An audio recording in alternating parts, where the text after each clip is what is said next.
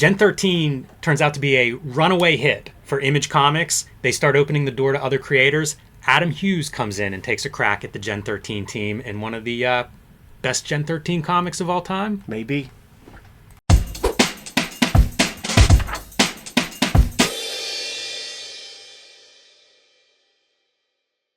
Hello and welcome to your favorite YouTube channel, Cartoonist Kayfabe. My name is Jim Rugg. I'm Ed Piskor. Before we dive into Adam Hughes' Gen 13 Ordinary Heroes, I want to remind everybody that we are a daily comic book YouTube channel with over 1,600 videos in our catalog, and you can watch all of them. You can search for your favorite comic books or your favorite creators on the Cartoonist Kayfabe YouTube homepage. I also want to let everybody know that part of the way we pay for Cartoonist Kayfabe is through our Patreon.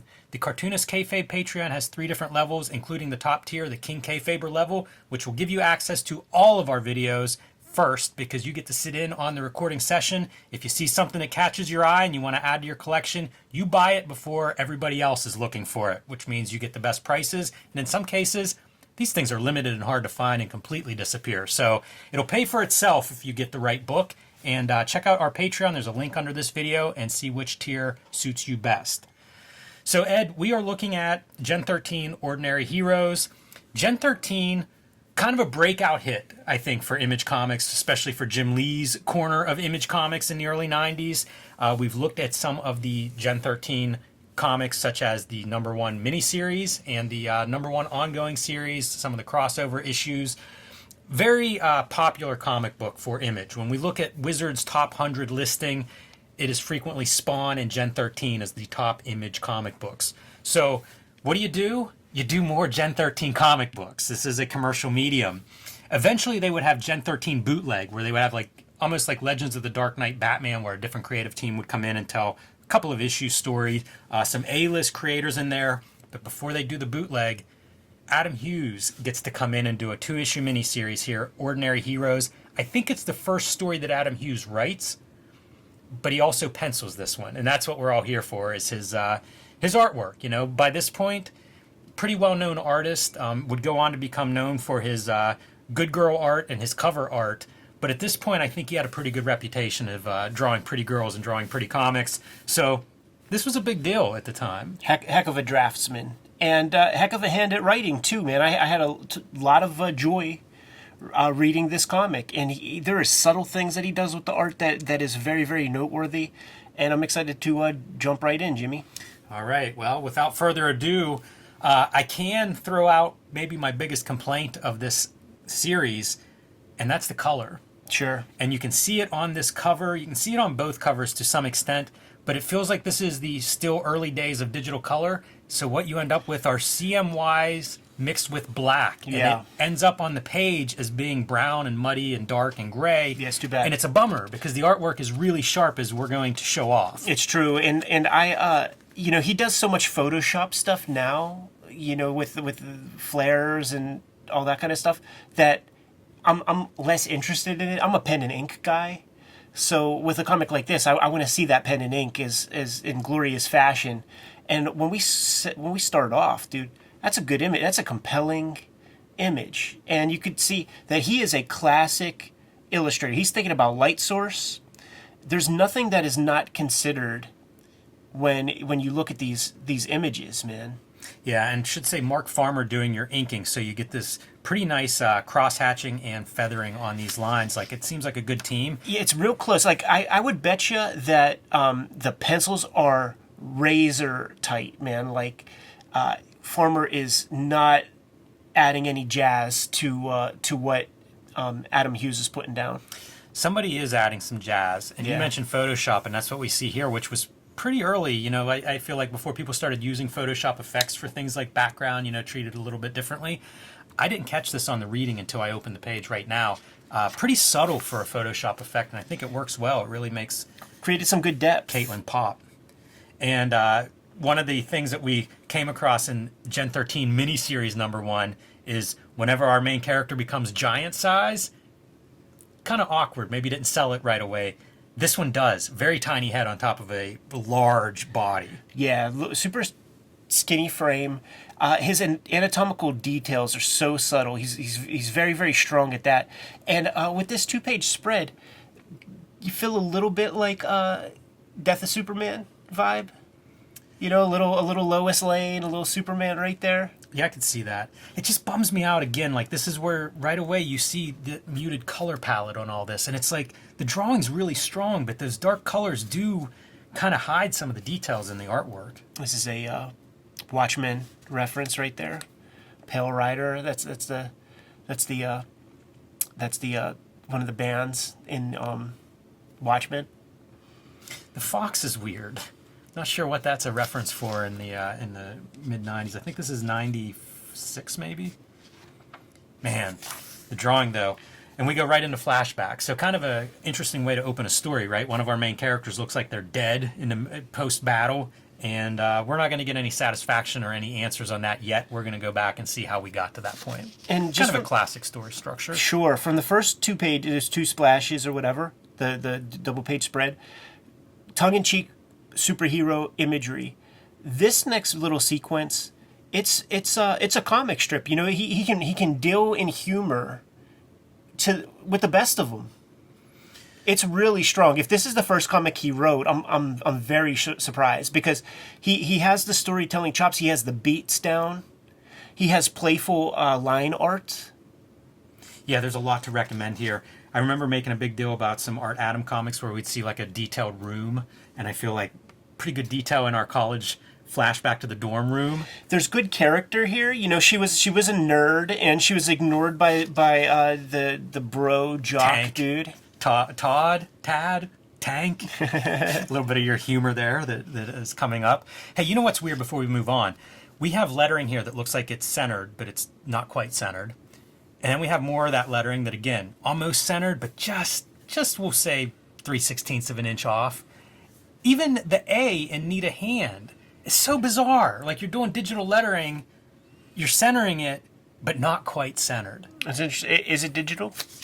I assume it is, yeah. At this point, I assume it is.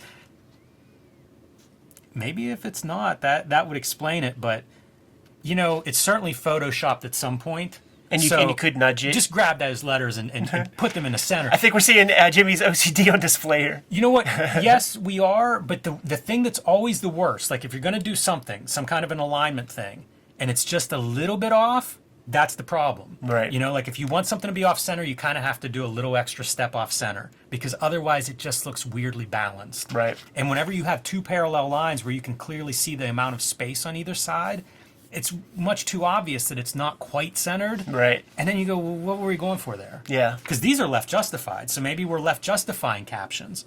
And you're right, that's my OCD, but what are we doing here? Yeah.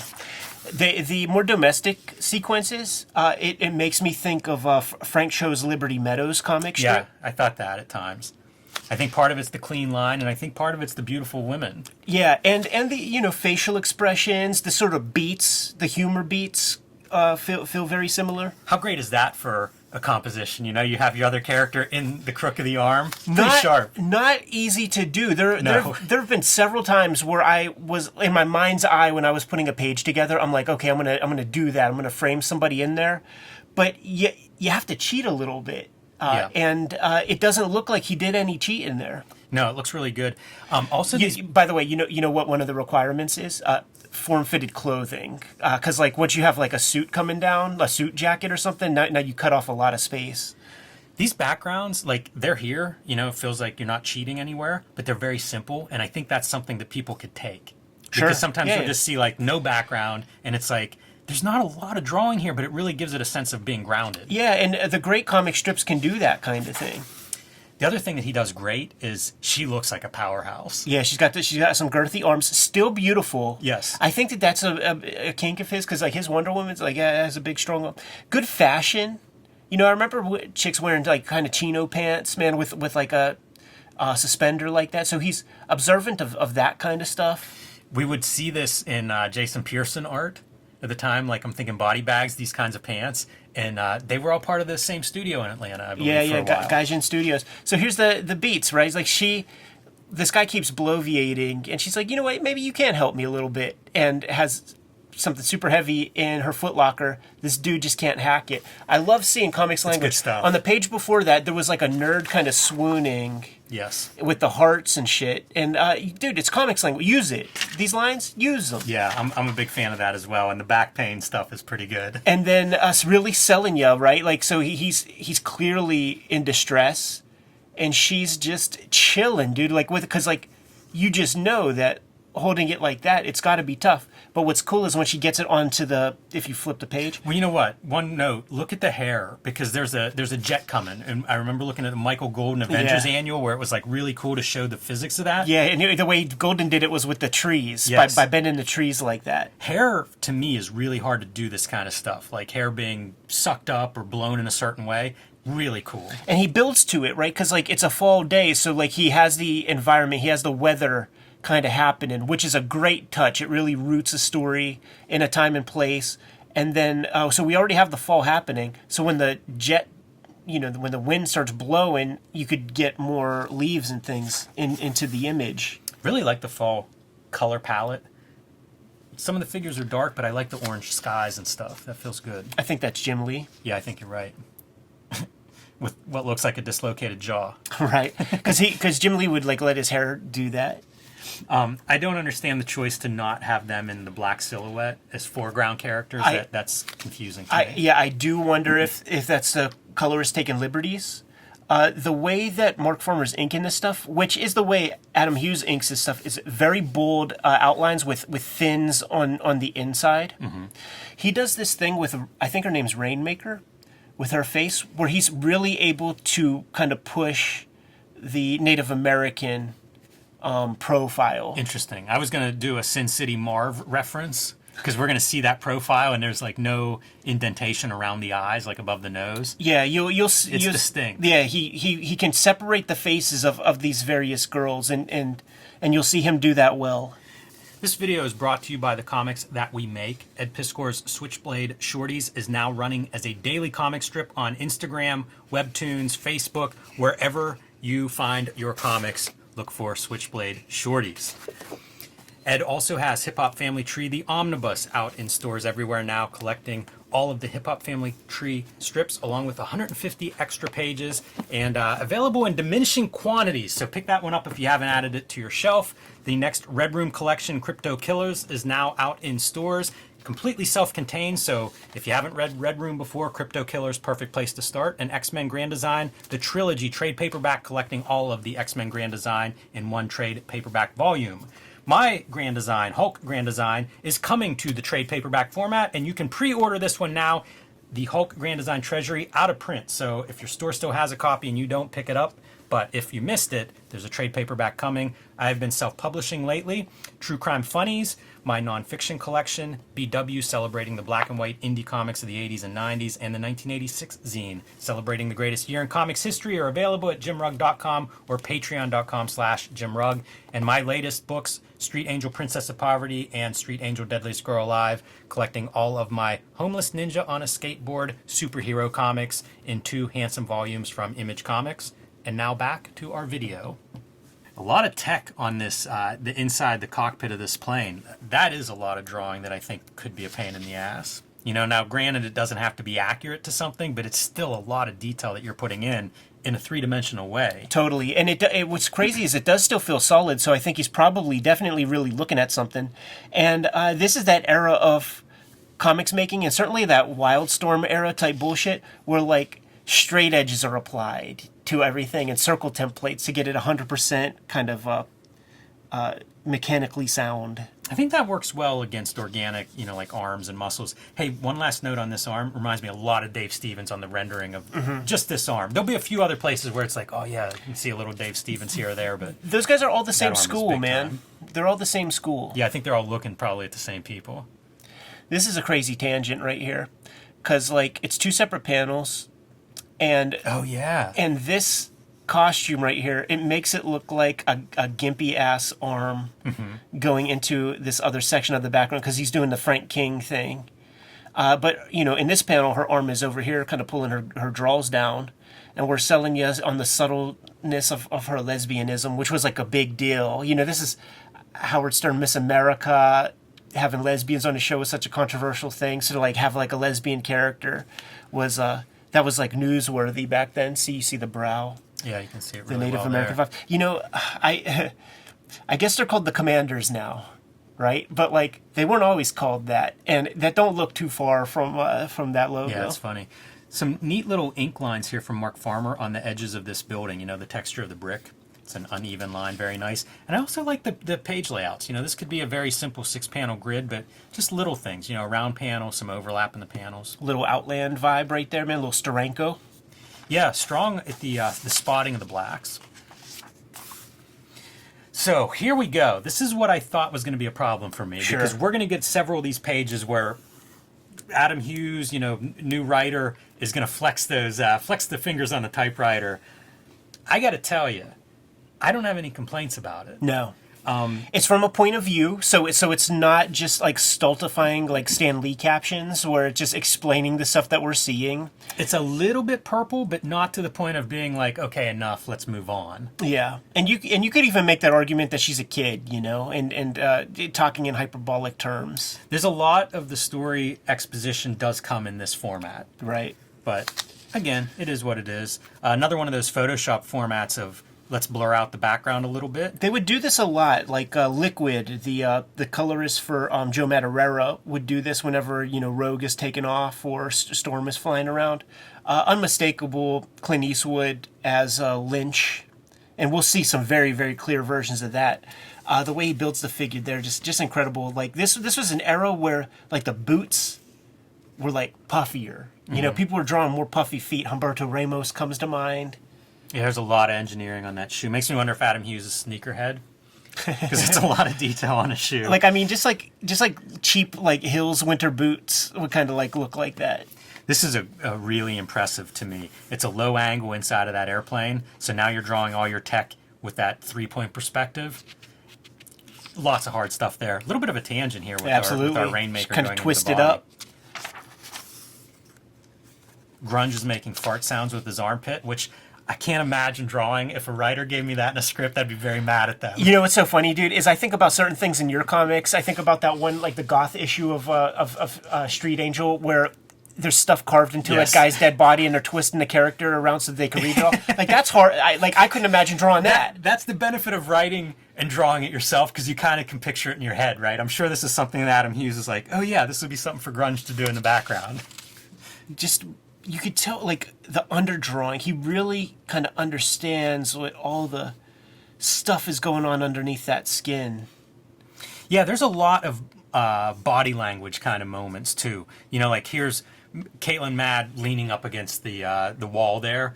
There's just, he's very good at that part. Yeah. There's a lot of storytelling you can get away with that a lot of artists don't use. Biting that bottom lip conveys something with a little twinkle in the eye. And then we go to Apocalypse Now. Yes, both in the writing and in our panel. Yeah. You wonder if there was a note for the colorist to be like, hey, listen. I think there's notes for everything, like everything that we see. Maybe even fuzzing out the background on the first page, like, might have some notes. Like, look at that, dude.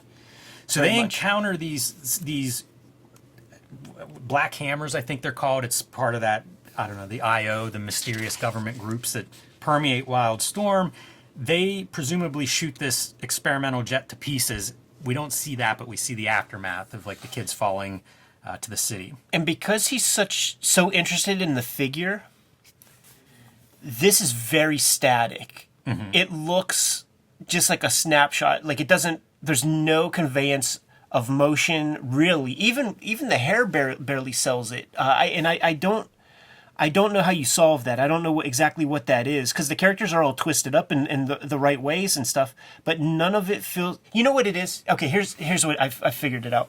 Like, it's the Scott McCloud thing, where like either the camera is moving with the background or with the figures, and neither is happening here. So it's the kind of thing that happens with only like new camera technology, where they could do those like 1,000 frames per second things, where it could like create a snapshot of a thing. So if you don't have like speed lines coming off the characters or something, you got to do it with the background. And he's interested in drawing all of it, so he's going to draw all of it at the risk of it seeming very, very static.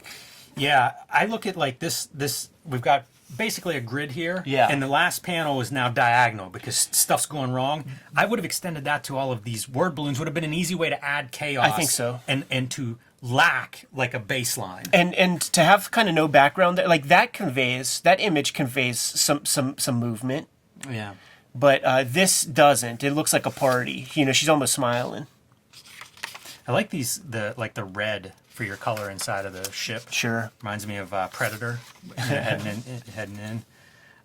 Yeah, so that page definitely a little bit awkward, but not a big deal. You know, I do understand what happened there. You know, they're shot down and now they're landing. We follow Caitlin as she falls, and that's her name, right? Yeah, Caitlin Fairchild. And good motion here, you know? Like, even just doing the speed lines is real good, and really follow with, like, a solid impact.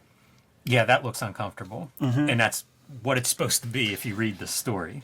I mean, how do you draw this stuff, man? Like, where do you even begin? Do you have something of a model? You have to, like some sort of, you know, RPG toy or something, some sort of Japanese toy.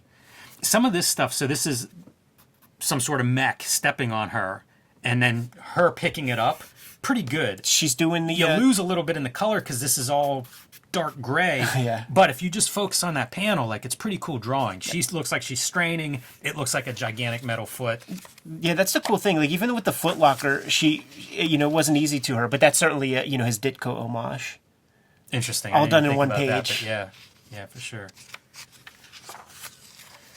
So our combat now goes to the streets. You know, you can see more of these Black Hammer attack things coming at them. I guess she's completely invulnerable. I don't know the Gen 13 powers well. With an image like this, it has the full stink of Studio Gaijin on it. You see Stelfreeze doing double lighting this way with these kind of angular shapes. You see Pearson doing it, and certainly Pearson would use this kind of feathering at the end of his lines. So they created a kind of a conjoined language amongst the crew. And I wonder who, chicken and egg, like, who was looking up to who? Because, like, I feel like Stelfreeze might be the oldest of the dudes.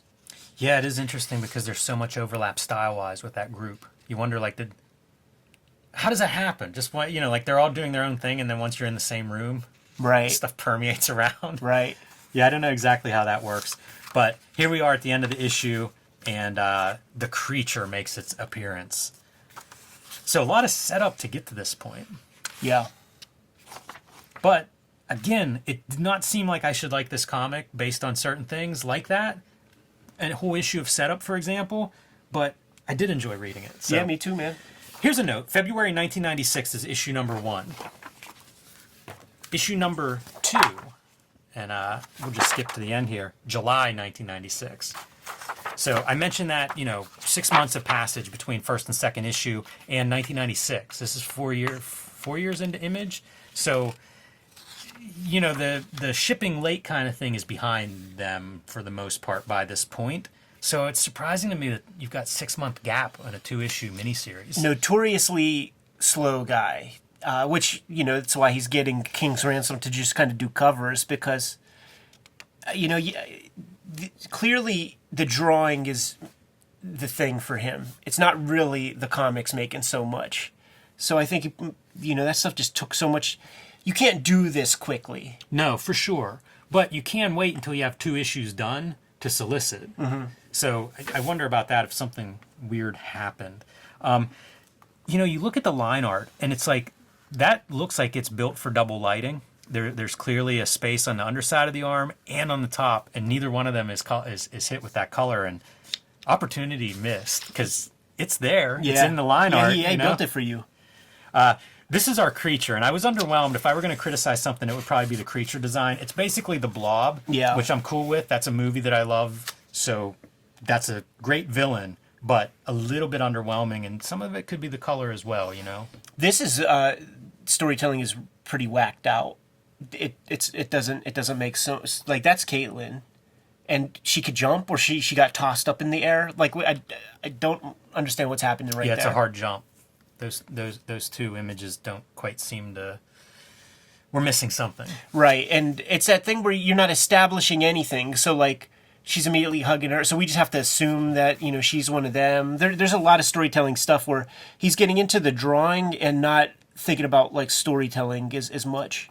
Yeah, you wonder if this is a story that you have in mind, and then whenever it comes time to break it down into pages, you're in some trouble. Because I think this is a cool idea. She grabbed like the mech driver and just starts running when this creature shows up, but we want to illustrate, you know, like his purpose is pretty much to die so we can see like how dangerous this thing is. Right. But it happens in a way that I don't feel the impact. Right. You know, it's almost like maybe that would work better if we had 4 pages to kind of like have some struggle and then show that guy get disintegrated. Right.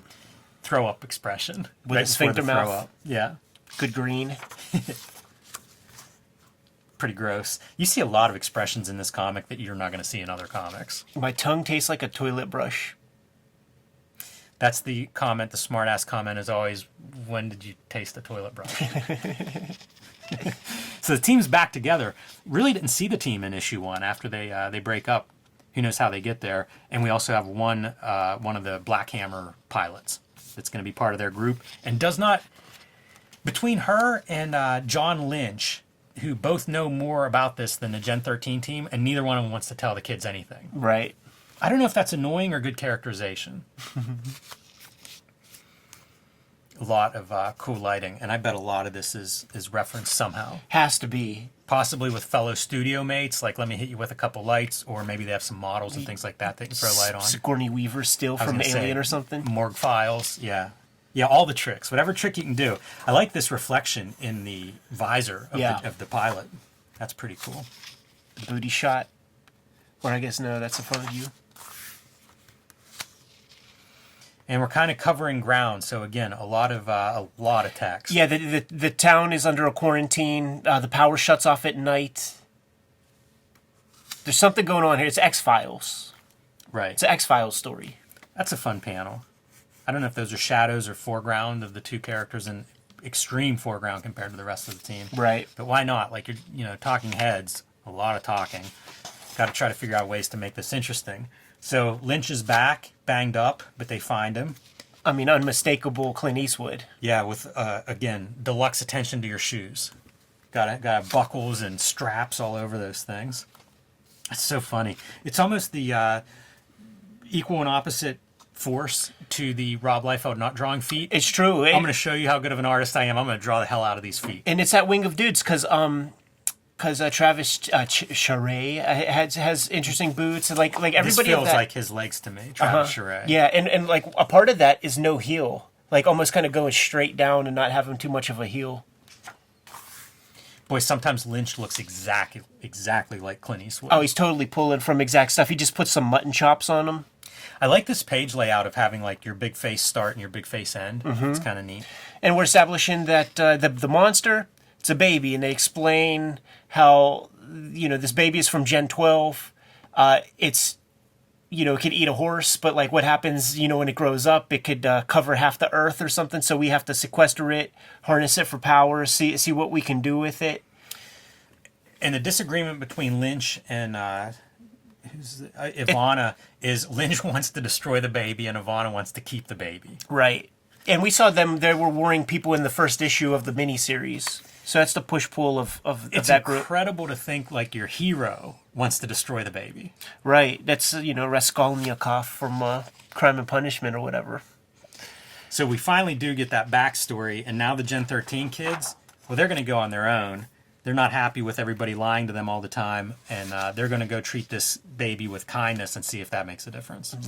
Just love that drawing. Because like, whenever anybody else, and this is J. Scott Campbell included, like, he couldn't really add much variance to the girls' faces. They all had the same face and different hairstyles.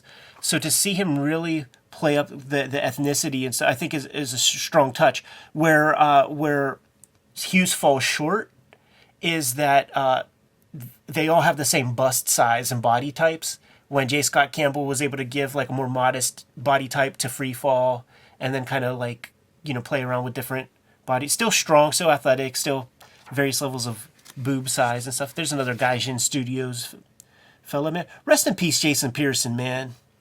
Yeah, and we look at some of his art from the Savage Dragon Blood and Guts? Yeah, we did. Miniseries, so that's a video out there if you guys are unfamiliar with Jason Pearson art. Interestingly, almost like to the date of us recording this, we released that video. It might be 1 year, 2 year, 3 years. Facebook memory it showed up very recently. Interesting. You got body bags, right? Comics. We should probably look at those at some point. Yeah, we should. I like that series. That series was hard to find because I don't know never if I missed seen it whenever it came out or what, and it Yeah. might have been when the market was in a dip, Right. And I think it was popular, so Right. it's kind of like the formula for good luck finding these. Eventually, I did. Yeah, but I never it took see a it. while. Never see it in the wild. No. So they're going to go track down this blob, but also it's being hunted by the IO guys who are planning to just, I guess, destroy it if they encounter it. So a little bit of a underwhelming, I don't know, this feels weak to me. But you're trying to do this montage. Again, it feels like there's a lot of story packed in some of these pages. You know, it might be the mark of a new writer in that I always think of talking to Mark Miller and he's saying he figures out his ending so that he doesn't end up stuck with like one page and have to explain everything. And I think there are a couple of moments like that in this series. Yeah, totally. I mean, when was the first time you ever did something for the first time and it was fully successful? It makes me want to read more. It's too bad, that Adam Hughes just didn't indulge in comics making that much. It looks hard to do. It looks like it might not be that much fun to like make pages like this. I think that's a good point. I think it's why comics don't look like this. I don't think you get to do this on a monthly basis. No. You know what I mean? Like these are page after page. I feel like it's really nice layouts and things, but the cost takes time to make that. Right. So we catch up to our monster who now has like a mini helicopter gun or cannon or something. It learns from whatever it eats. Right. So eats a warship, now it's going to be shooting a cannon at you. Yeah, it's Tetsuo. So here's Adam Hughes doing a funny face on Grunge, who has an idea of what's he going to do to this thing. He leaps into it, it explodes, and the whole thing was he's being silly with it. It's a different emotion for this creature. Right. Plus he has his own kind of superpower that gets, the blob gets wrecked because of it. This is kind of a fun bit of writing on Hughes' part. Basically, Grunge is saying like the same thing over and over, which I read as like he's concussed. Right. This was a little damaging to him, and this is the moment. This is what we see on page 2 of issue 1. A fallen Grunge that looks almost dead. So yeah, he's mumbling the same stuff over and over. We play that isolation game, right? Where it's like we just like hide a panel. If this was in black and white, would there be a part of you that would say Frank Quitely? Oh yeah, sure, yeah. Yeah, I wondered where you were going with that. I was trying to think, like, are you going to say Otomo? Like, yeah, Quietly makes a lot of sense there. And you can see, like, at home, if you're seeing us play that game, there's a lack of shading here compared to, like, when we see the double lighting that Adam Hughes brings to a lot of this stuff. Minimal rendering on this, just line work. Look at the feet on this little fuck. Almost like intestines. You know what else he does pretty good? This is happening in a rainstorm. People's hair is wet. Right. And I think it reads that way. And you know what? Not a lot of cartoonists do that. No. I mean, if you look at Silver Age DC Aquaman comics, the fucking wind is blowing people's underwater swimming, and there is no evidence that they are underwater. It is ridiculous. Yes. Those guys did not want to be drawing comics, man. Also, it is really hard to draw physics underwater, hair and stuff.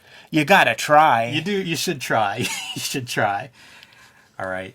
They buried the creature here out in the middle of the desert, unmarked grave, because you don't want Io digging it up and dissecting it. Chekhov's teddy bear. Yes. Established in Act 1. See it in the final act. And I'm going to guess this was in the local newspaper ads. Maybe they were selling Jeeps and... Done that myself, man. Very Wally Wood-esque to me, because you would always see like cars in later Wally Wood work where it was like, oh, I think this came right out of the ads. Absolutely, man. I collected a number of because they would come in the Sunday circulars, just like put that one right in your little manila folder for cars. Absolutely. And kind of fun looking at this book. We are continuing through Wizard Magazine. We're in late 96, and you're seeing the stuff. It's such a time period. The crossovers with Marvel and Wildstorm. And it kind of really puts you in that time frame, when this stuff was done. And there's your credit list. This is pretty interesting to me, is the Wildstorm coloring. So they had an in-house color staff, which was very expensive at the time. Dark Horse also did in-house coloring around this time period. Expensive because you're buying, let's say $5,000 max, would be your setup. This is about whenever I start working on my first Mac in a commercial job, and it's right before people are buying them for home use. Sure. Because like that's a real commitment, you know, five grand, give or take a little bit. Moore's Law did not catch up, man. Like our first computer was a Windows 98, and that was like when they finally hit the $1,000 threshold. Yeah, it's quite a commitment. Scott Dumbier, who would go on to Artist Edition fame, at least on this channel, I'd say that's what we most know him from, but spent some time as an editor here at Wildstorm. So it's interesting, man. There's a lot of names in this list and a lot of names that passed through the halls of Wildstorm in the 90s. Pretty interesting comic. Much better than whatever was in my head. Gave it the good college try, you know? Like, I am firmly on record. Like, I would rather read a comic that an artist writes than like these forced collaborations where they have no contact or anything like that, because it says a lot. It's you imagine that the guy isn't going to write something that he doesn't want to draw, so he's going to be reasonably enthused about the material. He's going to be into it. There's a lot of reasons for that, and if it falls short on the writing a little bit, like I'm far more happy with that than what would a Wednesday Warrior would consider to be a good comic that is just fucking placid and boring and, you know, like any other number of comics you've read, you know, on the racks. I also think he really goes for it. There's some ambitious stuff in here, and Yeah. I like seeing that too. That's Me always too. really exciting to me. So, fun comic. I had a good time with this, and if you like Gen 13 and you haven't seen this, it's a good one to pick up. Good to go? Yep. Kayfabers, like, follow, subscribe to the YouTube channel, hit the bell so that we can notify you when new videos are available, and we are en route to having 100,000 subscribers. It would mean a lot if you subscribe to the vids and get us up to that goal. The channel is brought to you by many things, including the Patreon. King Kayfabers on the Patreon get access to all of our videos before anybody else. They're hanging out with us in a live stream recording chat room right now as we make these episodes. And because they get everything before anybody else, they're able to buy the comics that we talk about before anybody else in Gen Pop gets access to these vids and these comics. Ultimately, the videos are brought to you by the books that we make. You don't buy our books, we can't make any videos. Jimmy, let the people know what you have out in stores now. I've been self-publishing lately, so I have True Crime Funnies, my nonfiction anthology featuring crime and wrestling. I've also been making zines, the BW zine celebrating the 80s and 90s self-publishing and indie comics, the 1986 zine celebrating the greatest year in comics history. These are available at jimrugg.com or patreon.com/jimrugg. My Grand Design, Hulk Grand Design, is available as a Treasury edition, but this is sold out. So if your store doesn't have a copy, you're probably out of luck. But there is a trade paperback coming in May that you can pre-order now, the Hulk Grand Design trade paperback. And my latest releases, Street Angel Princess of Poverty and Street Angel Deadliest Girl Alive, featuring the homeless ninja on a skateboard. From Image Comics, you can get these wherever books are bought and sold, and perfect for the superhero fan in your life. The Switchblade Shorties comic strip is coming to you on a daily basis. I have a directory, an archive at Webtoon for Switchblade Shorties, but if you're on Instagram, Twitter, Facebook, you'll be able to get your hands on all of the comics on a daily basis. The Hip Hop Family Tree Omnibus is out in the wild right now in very, very limited supply. 150 pages of material that is new specifically for this book. So it's the ultimate volume of Hip Hop Family Tree. Get it while supplies last. Thank you very much for supporting it the way you have been. Red Room Crypto Killers is the new round of Red Room comics that is out. What happened? I was going to flip through it, and then I remembered YouTube doesn't like us flipping through this book, Ed. Right, man. It is the new round of Red Room comics, Murder on the Dark Web for Fun and Profit. Think Black Mirror meets EC Comics in a way. 4 stories in there. You can start with this comic, or you can start with any of them, because all stories are self-contained in each volume. And finally, the X-Men Grand Design Trilogy trade paperback is out there in the wild, collecting all of my X-Men Grand Design works. Some of those volumes are out of print, so it's your way to get all of my X-Men Grand Design in one handy-dandy soft cover edition. Like I said up front, you got to buy the books in order for us to kind of keep the lights on in the studio. YouTube don't pay nothing. But there are some ways to directly support the Cartoonist Kayfabe channel. Jimmy, let the people know what those are. You can subscribe to the Cartoonist Kayfabe e-newsletter at the links below this video.